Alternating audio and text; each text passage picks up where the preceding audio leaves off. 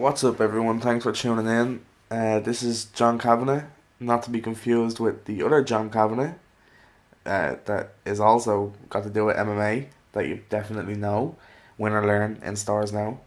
Um, but yeah, so this is gonna be my first YouTube video breaking down MMA, different fights. I plan on making a video for every different UFC event, so be that fight nights, pay-per-views, everything.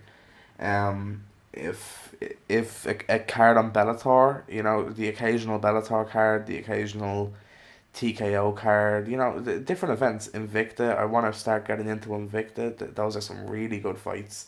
Um, make sure to get Fight Pass if you don't have Fight Pass and you want to get into MMA, make sure to get it. You can watch just all the fights. I sound like I'm doing a promo for Fight Pass, but I'm not. No, it really is good. Or if you just want to watch the fights on the internet, go onto like one of those websites, MMA Versus or something, where you can watch all the fights for free. But I didn't tell you that. Well, yeah. So yeah, basically, I'm gonna be just breaking down 210, and this isn't gonna be a crazy detailed breakdown. There is some detail in it. I have some like small little notes that I have it written out, but yeah, I plan on basically every breakdown getting more detailed and detailed.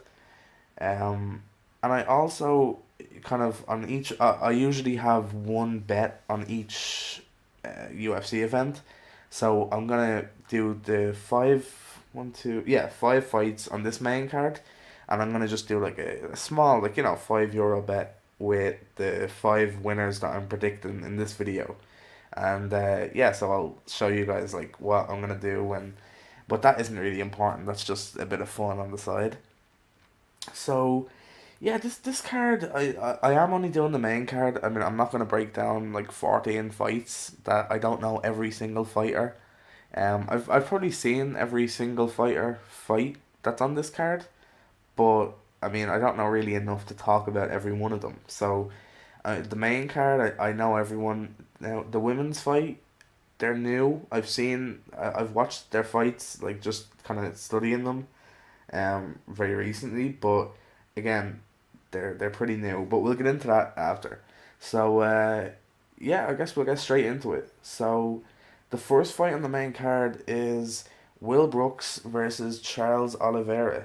Um, just a little thing to note. Will Brooks is moving down in weight. This fight is going to be at lightweight, 155. Will Brooks has fought at 170. He might have fought at 155 too. I think he did, but he was fighting at 170. Yeah, so he's moving down, and Charles Oliveira is moving up, kind of. He's notorious for missing weight. He's missed weight, I think, two of his last three fights, and he might have missed weight like 4 or 5 times since he's been in the UFC. Um, Both of these guys really good fighters. Obviously, they're on the main card. This should be a pretty exciting fight. I think both of them are. Are they both? Yeah, both of them are coming off losses. Oliveira is coming off two losses in a row. Um, he's always kind of struggled against the top guys. He's lost fights to like let me see, like Anthony Pettis, Max Holloway, Frankie Edgar, Cub Swanson. Like like the top people in the division. So I mean, it's kind of like a Carlos Condit. He's a top fighter, but when you get into the top fights, they're so all the fighters are so good that it's hard to win. It's hard to win any fight, but it's hard to beat Anthony Pettis. All these fighters. Um, but yeah, so maybe with the moving up weight, Oliveira has missed weight I think twice at 155. So that's I think he when he fought Pettis at 145, I think he weighed in. What did he? I think he weighed in like 9 pounds over or something crazy, and Pettis tapped him out. But that was a pretty good fight. But we won't get too deep into it for the moment. But yeah, he was on a four-fight win streak until Max Holloway beat him in maybe 2 years ago. and he's just kind of had a little bit of an unlucky streak since then. Um, and Will Brooks was on an 8 fight win streak in Bellator. He's beaten. I mean, if you watch Bellator, I mean, if you know Eddie Alvarez and you've watched some of his fights, you've seen him fight Chandler, um, twice. Will Brooks has beat Chandler twice. He's beaten Marcin Held, who you've probably seen recently fight like Diego Sanchez and Joe Lozon. He's a pretty good fighter. He's only after coming into the UFC recently. He's beaten Ross Pearson. Really good fighters. And now in his last fight, he fought Alex Oliveira, not to be mixed up with Charles, who he's fighting this time. So two Oliveras in a row. He fought him at 170. That's Alex Oliveira is Cowboy. His nickname is also Cowboy, as well as Donald Cerrone. But so Will Brooks got KO'd in that last fight. He got knocked out, like starched. He got knocked out real bad, and that fight was only 6 months ago. So yeah, I mean, both fighters. Will Brooks is gonna probably try and keep the distance. I mean, these are kind of basic terms, you know. It's not. This is probably what he's gonna want to do. He's probably gonna want to keep the distance. Maybe try use the teep kick to keep him away. He's gonna try it. Yeah, like he's gonna be looking for the knockout definitely. I think Charles Oliveira is gonna come with a more kind of. He's gonna come with a more technical kind of. He's gonna be going in for the takedown basically. Yeah, I think that's what I think anyway. I think Will Brooks is gonna come out really strong. He's gonna land some good shots, but I do actually think Oliveira is gonna stick through them. I think he's gonna weather the storm, and I think maybe in the second round, I won't predict the round. I'm just gonna say I think Oliveira is gonna actually take this one, but I'm gonna say by submission. I'm gonna say second round, but those two things aren't important. Let's just say Oliveira is gonna win, but I do think it's gonna be a pretty good fight. I think it's gonna be. I think Brooks is gonna end up just swinging for the bleachers if he can't knock Oliveira out in the first few minutes. Um, yeah. So Oliveira, I'm gonna go with by submission. That's gonna be a pretty good fight. So the next fight, the second fight on the main card, is a fight between two absolute legends of the sport, Patrick Cote and Thiago Alves.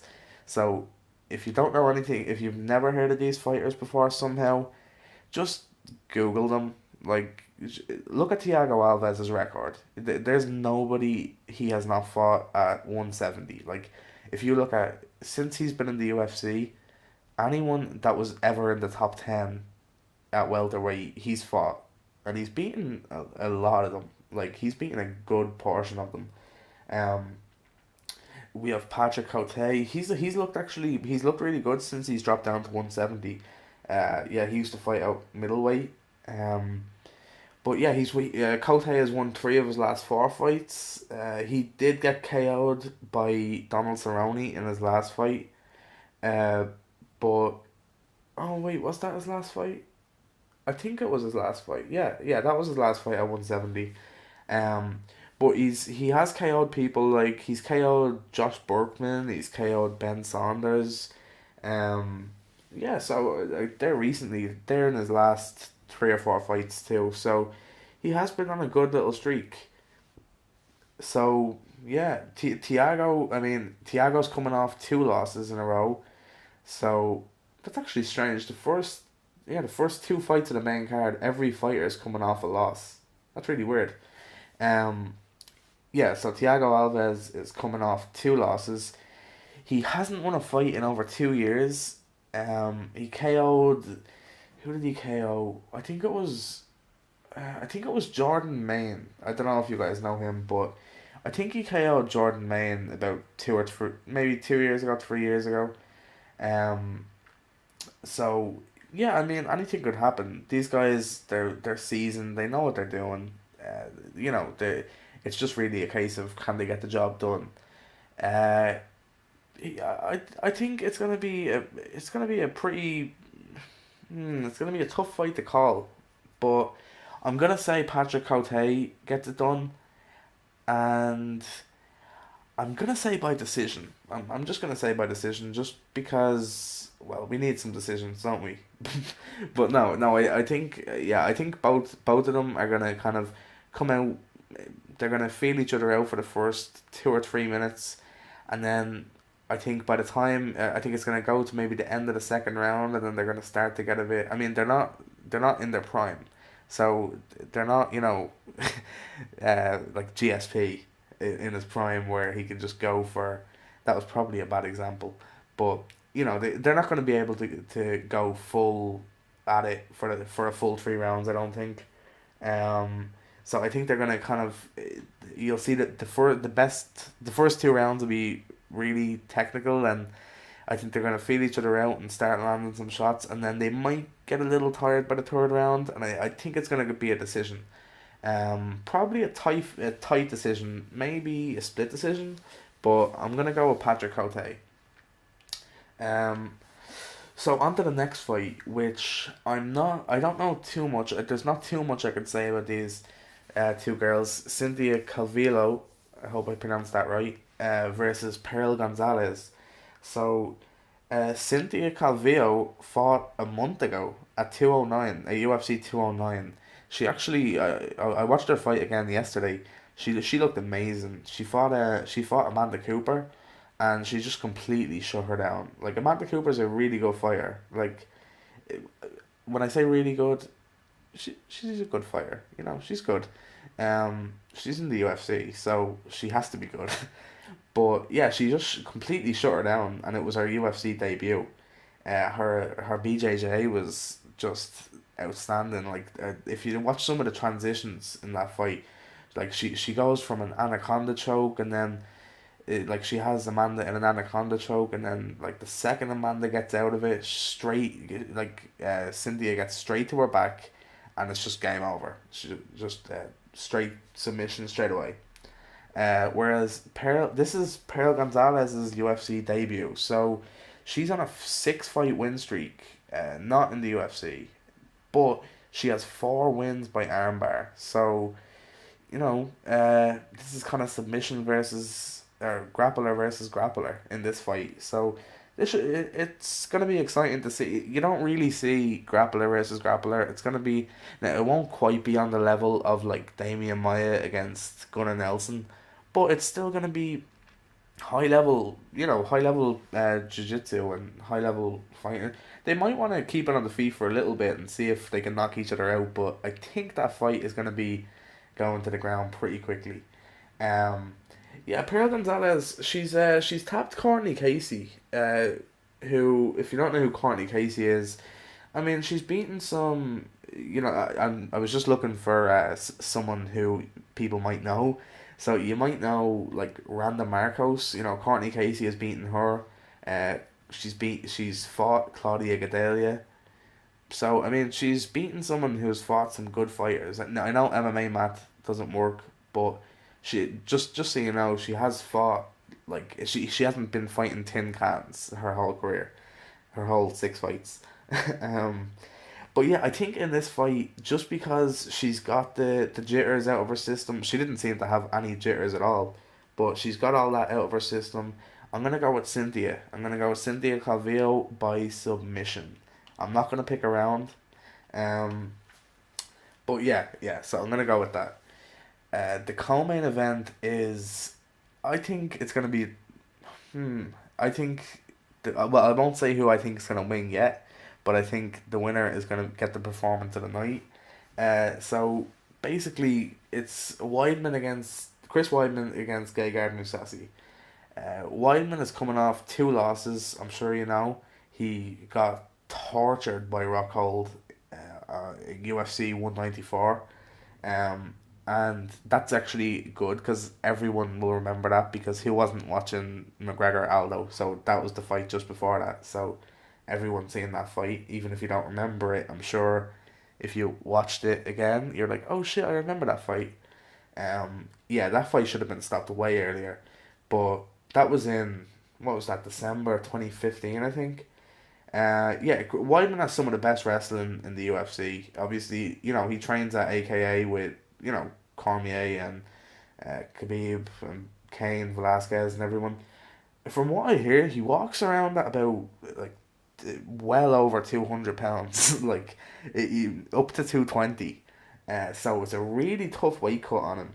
I think maybe he'd be more suited for the 205 division if he put on maybe a bit of muscle and got up to maybe like 225, 230, and then cut down to 205. I think that would be he has a nice build for that weight division.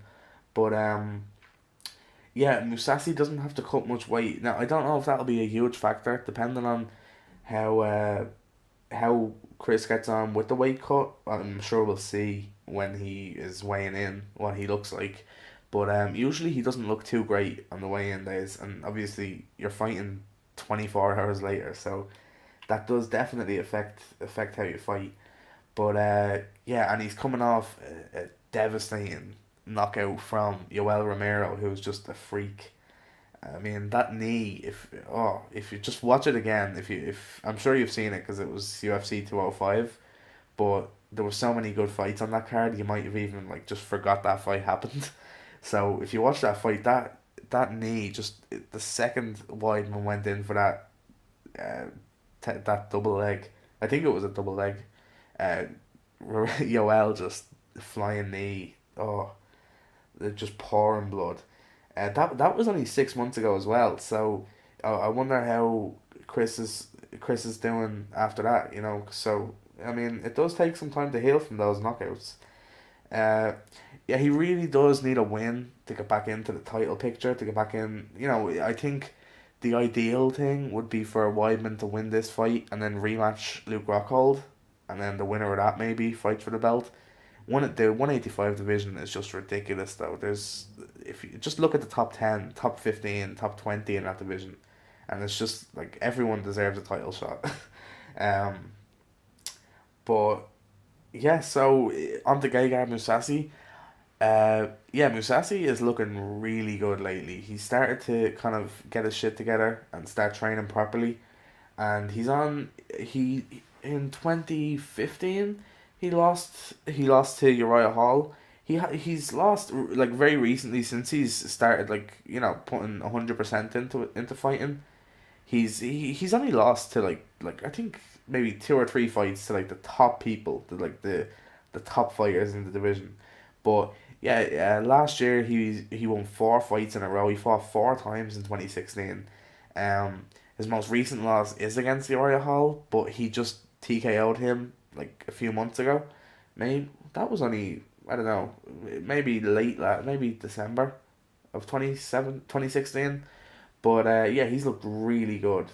He's just looked really fluid. He's looked like he's rounded his game together perfectly, and yeah, he's just looked really good. He has over 50 pro fights, and he's only I think he's 31 years of age with 50 pro fights.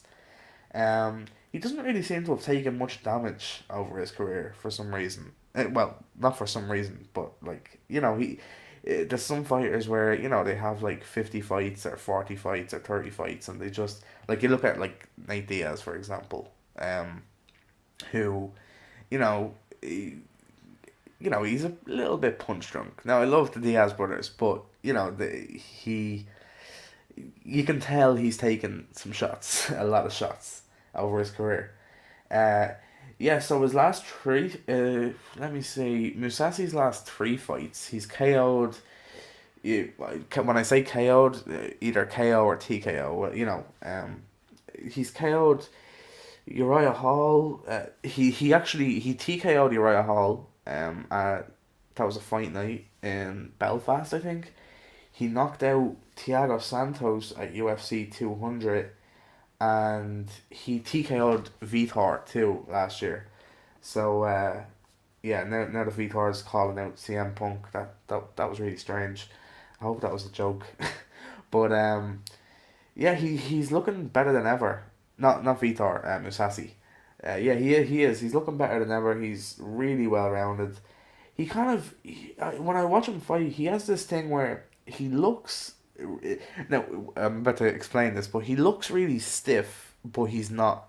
Like if you're watching his fights, you're like, oh, he looks kind of stiff, and then he just like he's very fast. He's very deceptive. Like he has very deceptive speed.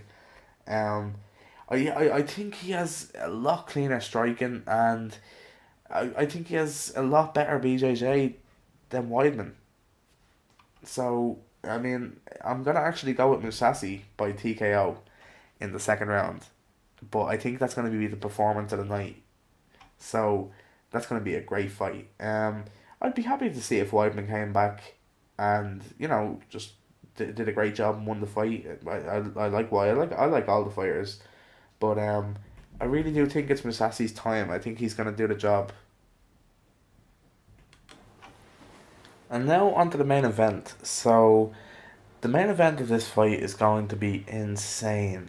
It's the rematch between, oh, obviously but it's the rematch between Cormier and Rumble, and this fight is going to be just mental. So obviously it's for the light heavyweight title. Cormier being the champion. John Jones coming back in July. He's going to be facing the winner of this fight, according to everyone in the world.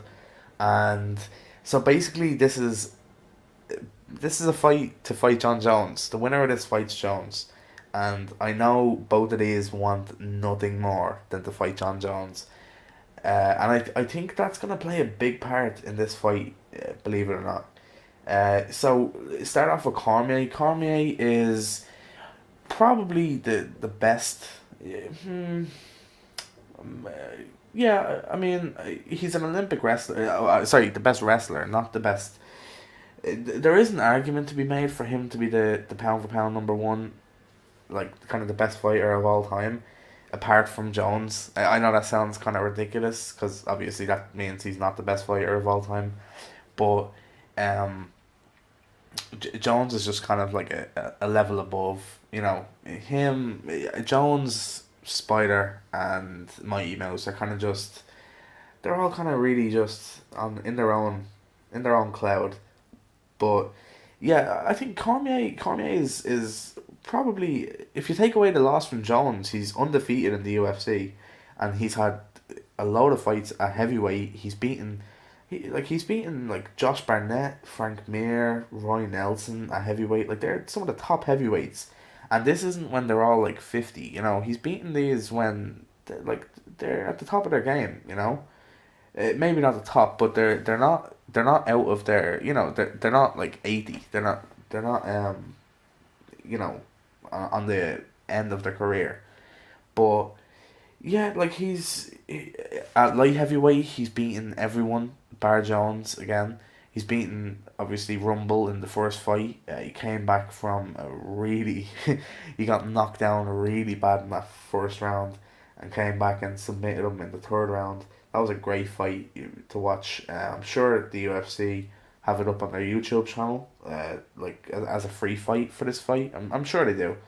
But yeah, so this is gonna be a really interesting fight. I'm going with the underdog here.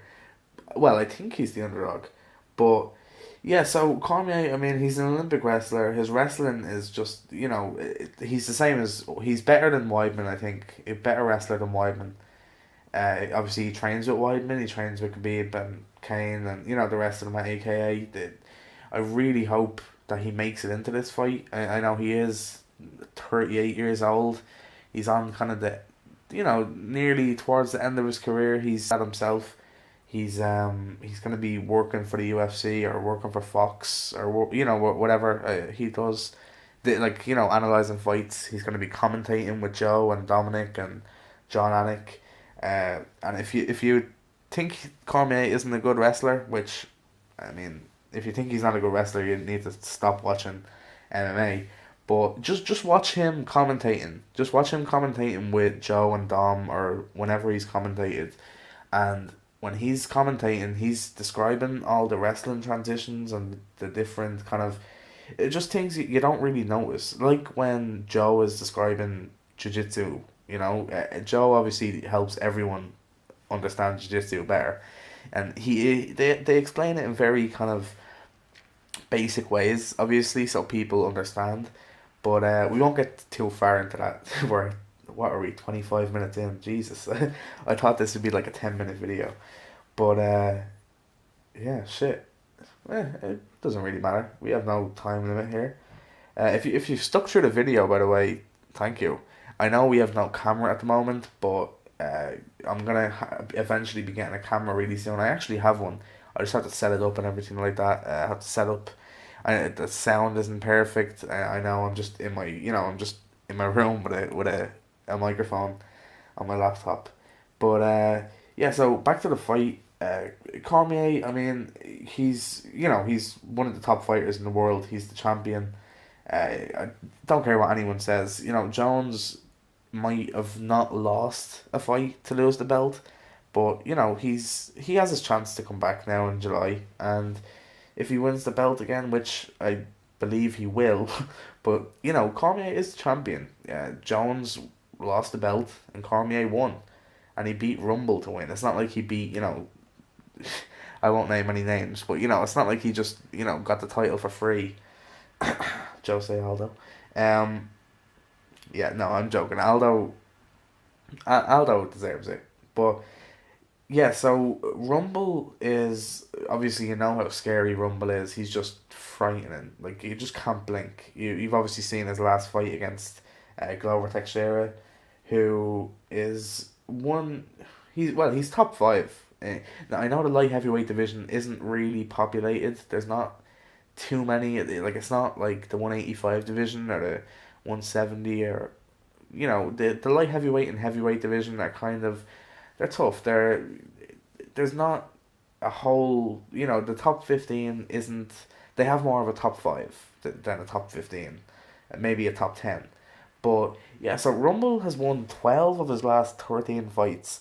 His only loss coming against Daniel Cormier, and that fight, I mean, it's not something where you can say either fighter is bad or either fighter let themselves down. It's just when you're fighting the top guys, it's someone has to win, someone has to lose, and Cormier just happened to get the submission in that fight. Uh, I think Rumble is definitely the hardest hitter in the UFC. Maybe Mark Hunt might dispute that, but I really do. I think if you just watch the way he hits people and they just die. They like well no, they don't die hopefully, um, but they just fall. They just fall dead like flat. There's no chin keeping them up. It's just apart from Cormier, we haven't seen Cormier get knocked out, and I don't know what it's gonna take to knock Cormier out. Maybe Rumble will knock him out in this fight, but just to end it off, I do think for some reason that Cormier is gonna win this fight, and I think that Rumble isn't gonna go down without a fight.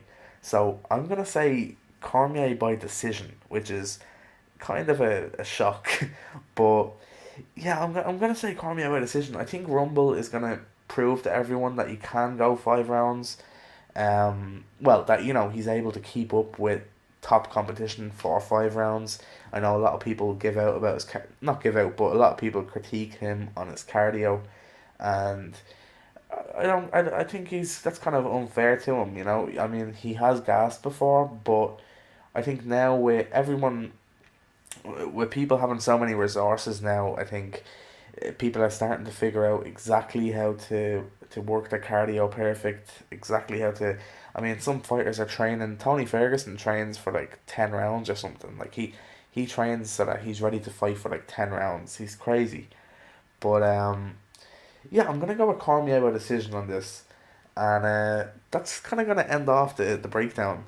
So if you don't want to hear, I'm only gonna talk for another probably 2 minutes. If you don't want to hear this, just thanks for watching, and just click off the video. Thank you. But yeah, no, I just want to I just want to say a little few things. So I'm gonna leave my links to all my kind of social media in the description. It's just kind of Instagram and Twitter. I don't really use Twitter too much at the moment. I will get into it a lot more soon. But yeah, I'm gonna start using Instagram a lot more. Just to kind of get the ball rolling. And if you're on Facebook and you just want to have a chat or you want to have a laugh, make sure to join. I run a group with a bunch of people. I didn't start the group, but someone else did, Chris LeBeau. I really hope I'm pronouncing his name right. But yeah, a few of us run a group on Facebook called UFC Uncensored, and it's obviously just a Facebook group. We're hoping to turn it into like a big thing. We have 8,000 people. We're getting about 100 people every single day joining. So people seem to really like it. Um, it's not like your regular kind of UFC news page.